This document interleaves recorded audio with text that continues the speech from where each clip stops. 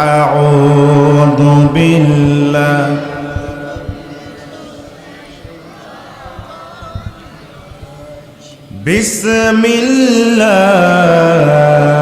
বিসমিল্লাহির রাহমানির রহিম وإذ قال موسى لقومه إن الله يأمركم أن تذبحوا بقرة قالوا أتتخذنا هزوا قال أعوذ بالله أن أكون من الجاهلين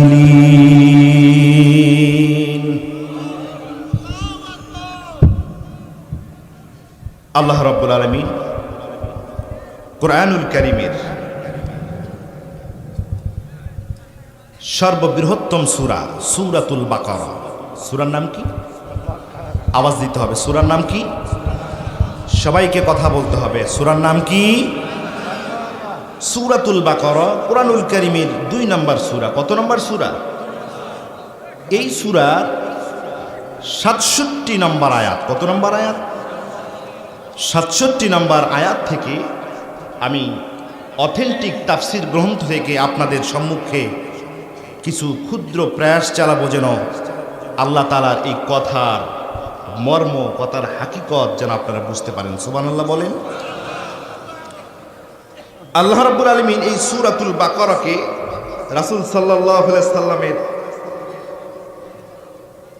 মদিনা জিন্দেগিতে নাজিল করেছেন। এজন্য এই সূরাকে বলা হয় সূরাতুল বাকারাতিল মাদানিয়া। সূরাতুল বাকারাতিল মাদানিয়া। এই সূরার ভিতরে আল্লাহ তাআলা 40টি রুকু দিয়েছেন। কতটি রুকু? সবাইকে বলতে হবে কতটি রুকু? 40টি রুকু দিয়েছেন। আয়াত দিয়েছেন 286টি। আল্লাহু আকবার বলেন। এত বড় সূরা, আহা! রাসূল সাল্লাল্লাহু আলাইহি সাল্লাম বলেছেন, যে মানুষ প্রতিনিয়ত সূরাতুল ফাতিহা, সূরাতুল বাকারা এবং সূরাতুল আলে ইমরানকে তেলাওয়াত করবে, এই মানুষটি যখন কবর থেকে কিয়ামতের ময়দান যখন কায়েম হয়ে যাবে, যখন এই মানুষটি কবর থেকে যখন উঠবে, কবর থেকে বের হওয়ার পরে দেখবে সুদর্শন একজন যুবক এই লোকটাকে রিসিভ করার জন্য দাঁড়িয়ে আছে। কবর থেকে এই বান্দা ওঠার পরে বলবে, ও যুবক তুমি কে? তোমাকে তো আমি চিনি না। উনি বলবে, ও আল্লাহর বান্দা, আমি হলাম আল্লাহ রাব্বুল আলামিনের কালাম সূরাতুল বাকারা এবং সূরাতুল আলে ইমরান। সুবহানাল্লাহ কোন? তুমি প্রতিদিন আমার উপরে আমল করে করে ঘুম গিয়েছ। আজকে আমার দায়িত্ব হচ্ছে আমি সামনে সামনে যাব, তুমি পেছনে পেছনে আসবা। তোমাকে জান্নাতে না নিয়ে আমি ছাড়ব না। সুবহানাল্লাহ। কি আসতে হয়ে গেল নাকি? ক্লান্ত হয়ে গেছেন? ক্লান্ত হয়ে গেছেন? তাকবীর দিতে গিয়ে ক্লান্ত হয়ে গেছেন? তাকবীর তো দিতে হবে। এদেশের মুসলমানরাই তো তাকবীর দিবে। এদেশের জন্ম হয়েছে তাকবীর দেওয়ার জন্য। আল্লাহর নামে তাকবীর দেওয়ার জন্য এদেশের জন্ম হয়েছে। কোন মানুষের নামে তাকবীর দেওয়ার জন্য এই রাষ্ট্রের জন্ম হয় না। আমার ভাইরা, সুতরাং ক্লান্ত হয়ে গেছেন কি? ক্লান্ত হয়ে গেছেন? এই সূরাতুল বাকারার ভিতরে আমি যে আয়াতটি আপনাদের খেদমতে তেলাওয়াত করেছি, এই আয়াতের মূল মেসেজ হচ্ছে, ভালো করে শুনুন, এই আয়াতের মূল মেসেজ হচ্ছে,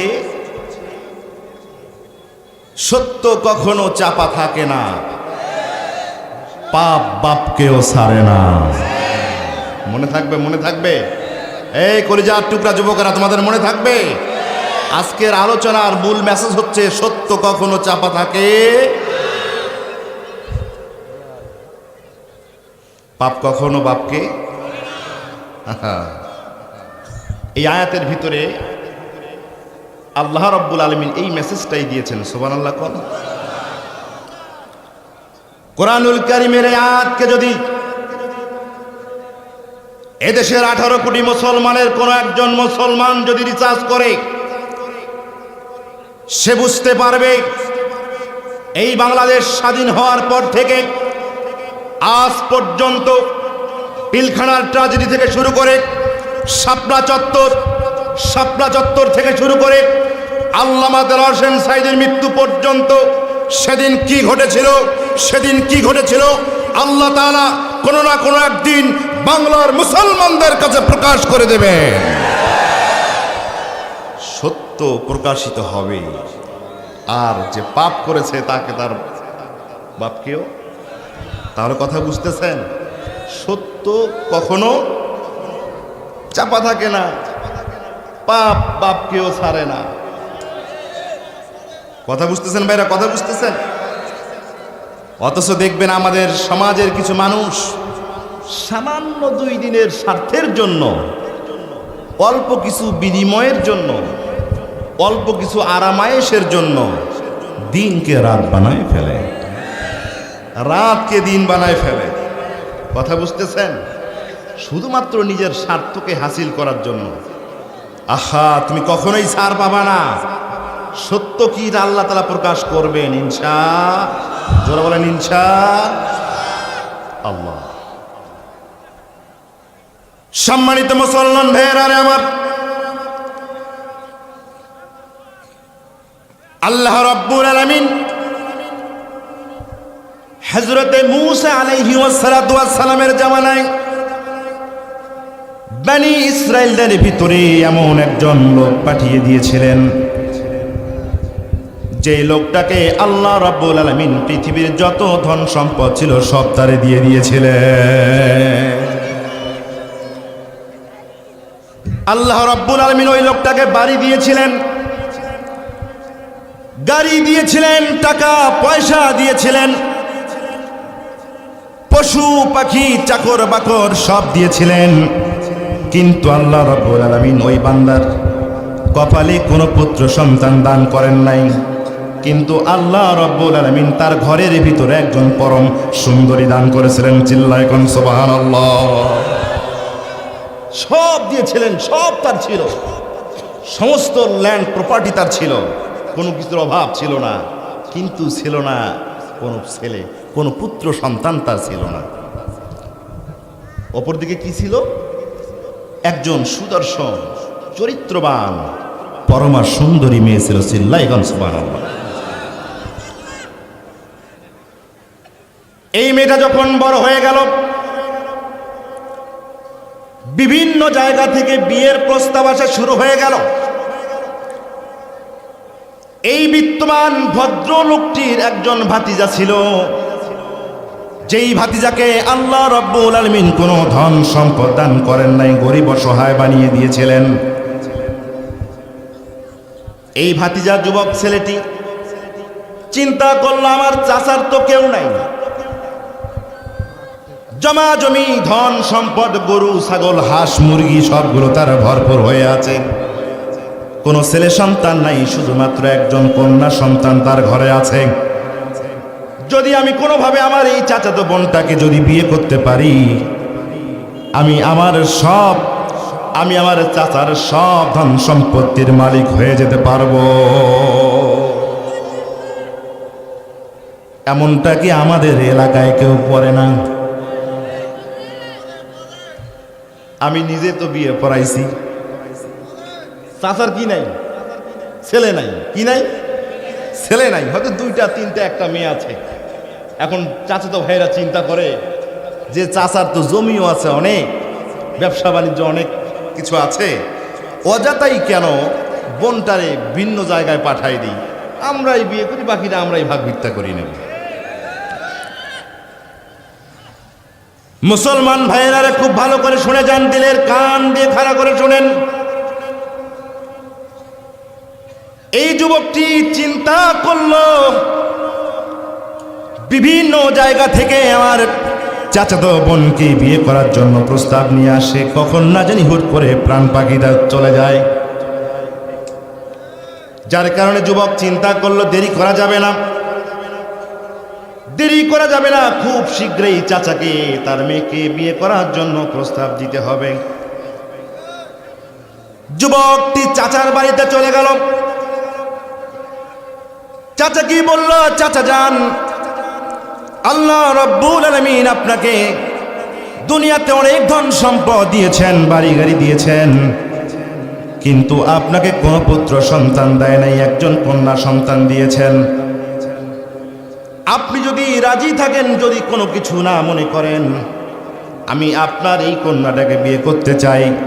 আপনার অনুপস্থিতিতে আপনার সব ধন সম্পদ আমি দেখা করতে পারবো। বুদ্ধি ভালো না খারাপ? মতলব ভালো না খারাপ? ভালো।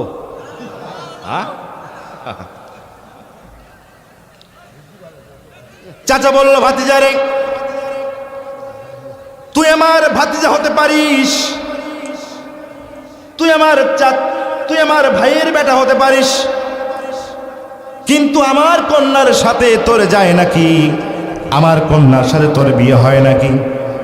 আমার কন্যা হলো গুণবতী, রূপসী, আল্লাহ পরহেজগারবান একজন কন্যা। আর তোর তো কোনো চরিত্র নাই, তুই তো মাতাল, উদ্ভট একটা ছেলে, কখনো গাঁজা খাস, কখনো মদ খাস, নামাজ কালামের ধার ধারিস না। তোর মতো বখাটে ছেলের সাথে আমার মেয়ের বিয়ে হতে পারে না। তোর মতো চরিত্রহীন ছেলের সাথে আমার চরিত্রবান মেয়ের বিয়ে হতে পারে?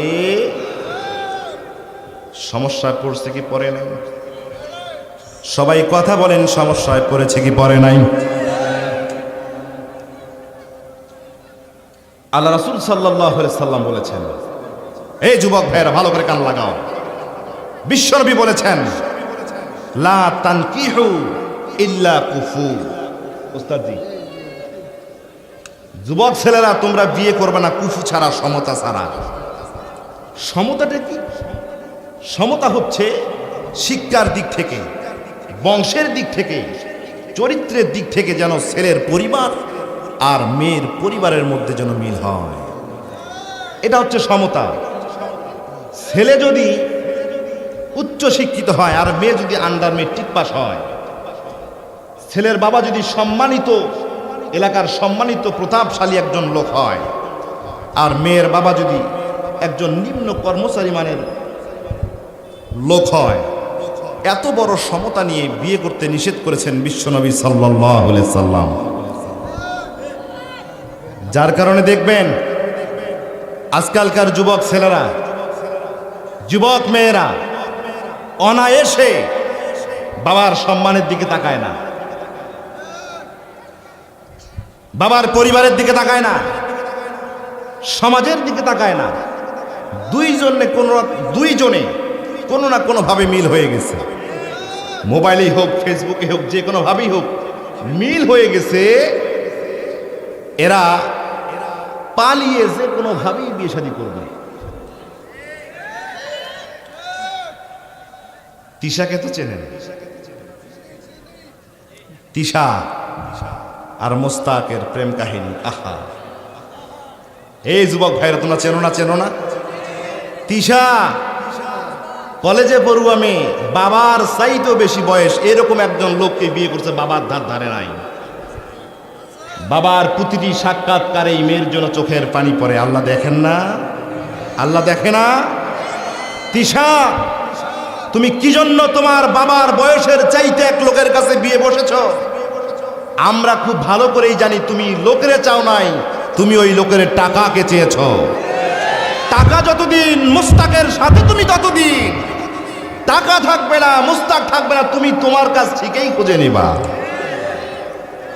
আহা, রাসূল সাল্লাল্লাহু আলাইহি সাল্লাম বললেন, যুবকেরা কখনো কুফু ছাড়া বিয়ে শাদী করো না।